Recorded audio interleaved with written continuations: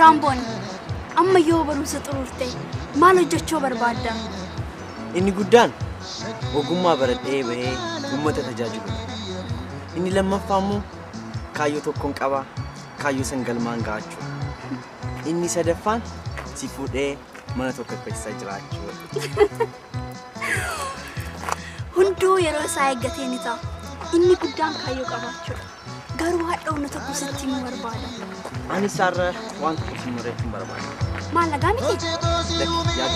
Rabbii waan hundaarra barbaadeetan nabii fuudhaa tokko seerra. Barbaadeetan nabii fuudhaa tokko seerra.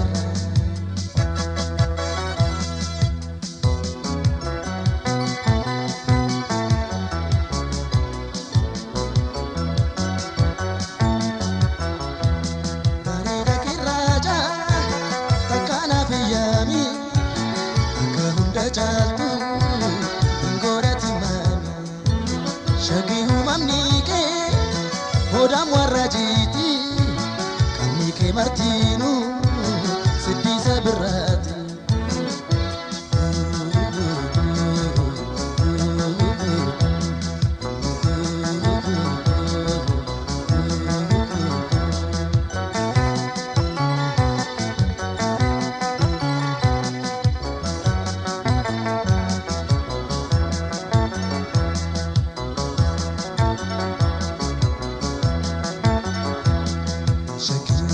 Bertukar